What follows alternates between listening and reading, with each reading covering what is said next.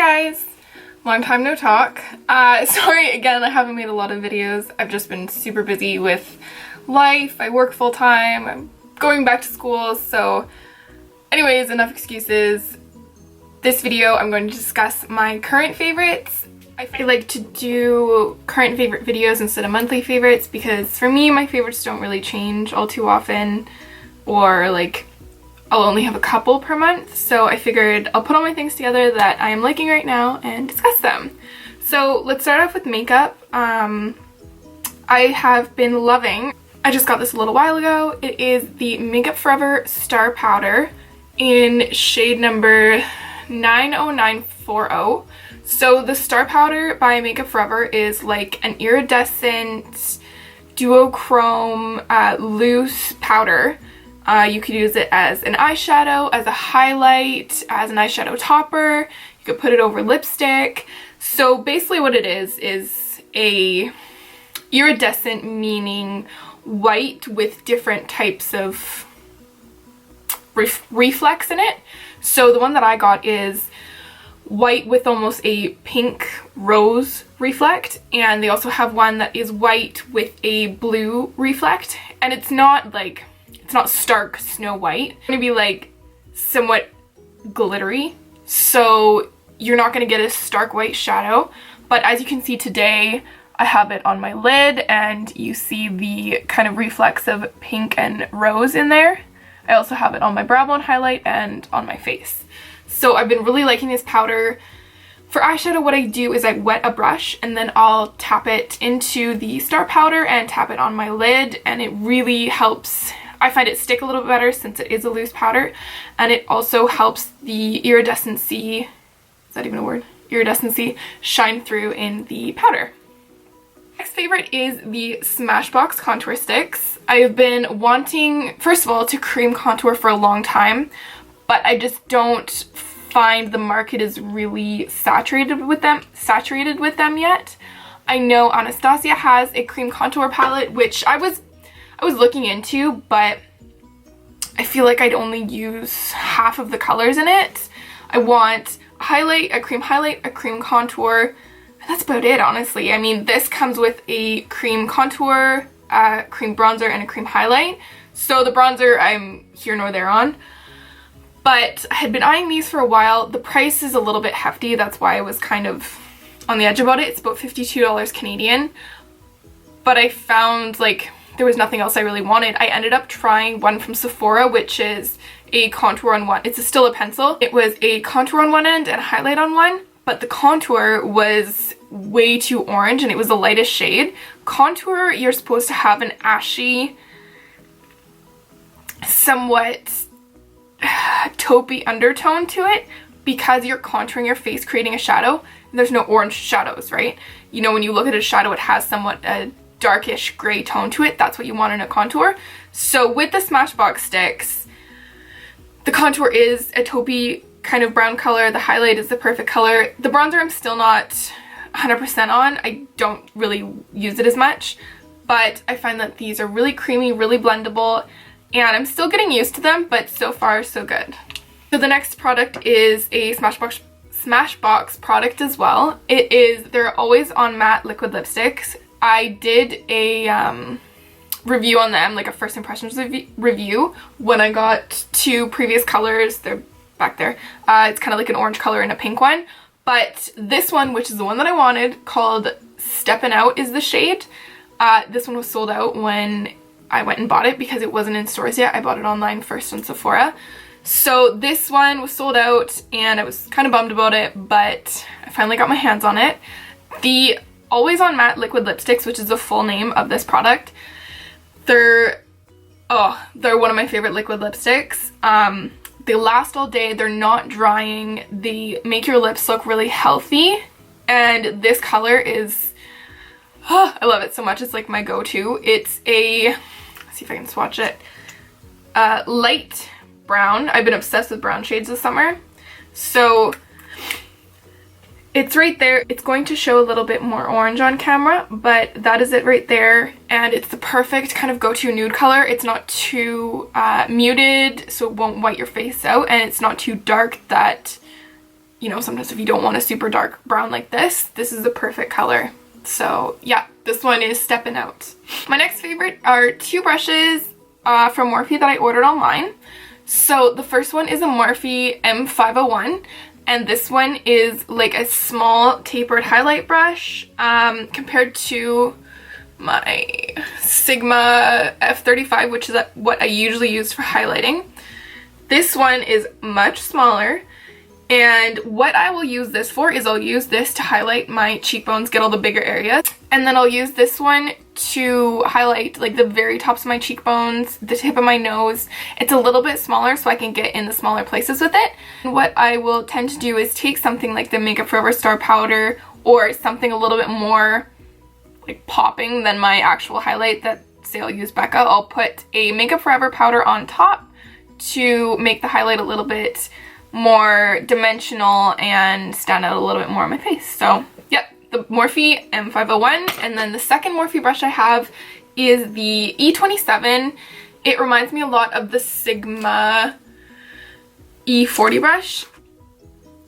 It's very soft, and I find that it gives a little bit more blendability to the eyeshadow than the Sigma E40 brush, which I will use to first put on my first layer of eyeshadow. So like a base color like Makeup Geek Latte or MAC Soft Brown, I'll use this to apply it, and I find it really helps other shadows go on very nicely and it blends really easily. My next product is by Flutterlashes, and I ordered this off Morphe as well. They have Flutterlashes on the website. I've heard Jaclyn Hill talk about these all the time, and they are the Slayla lashes by Flutterlashes. I guess I'm an eyelash person, but I'm not very adventurous when it comes to them, especially because I find all the drugstore lashes look the same. The Ardell Wispies, the Demi Wispies, I use the Kiss lashes. They all kind of look the same, right? So I wanted some lashes that were super fluffy and kind of over-exaggerated, because I don't use them very often, so I wanted to try them out. So the Slayla lashes, they're really comfortable. They do get, my issue with lashes is when I blink, the feeling in the inner corner, so that I'm trying to get used to. But I had to trim them for my eyes because they were a little large. But other than that, they're comfortable. The band is really easy to work with. I find that some lashes, if you get a band, you pull it, you know, off the eyelash strip and the eyelash will instantly go straight.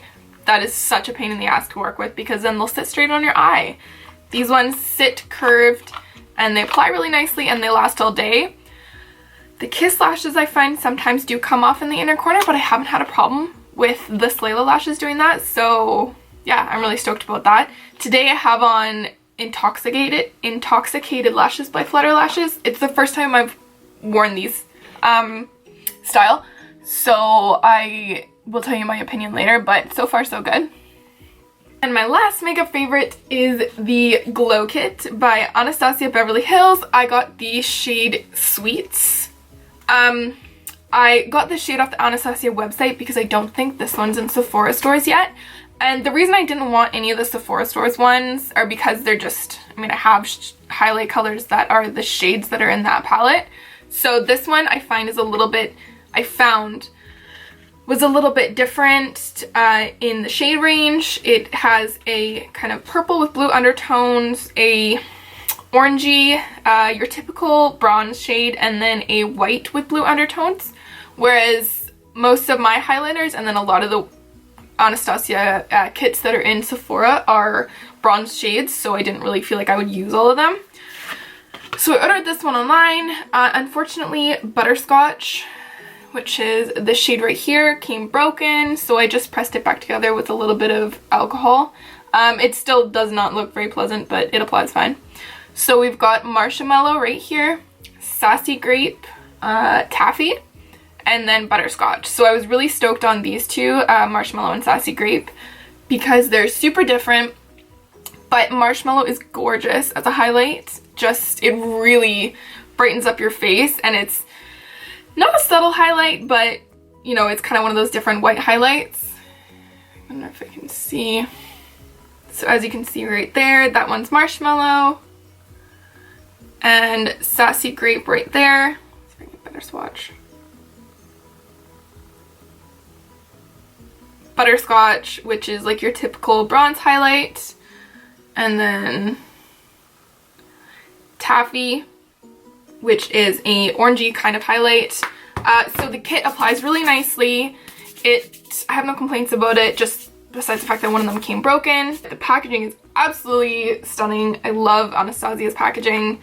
Super sleek, and although it is quite large to travel with, usually when I travel I only bring one highlight anyways, so, but I do like this palette, and if these shades aren't for you, check out the other, I think they have Sun-Kissed, Moonstone, I think Moonstone, or is that a shade in a palette?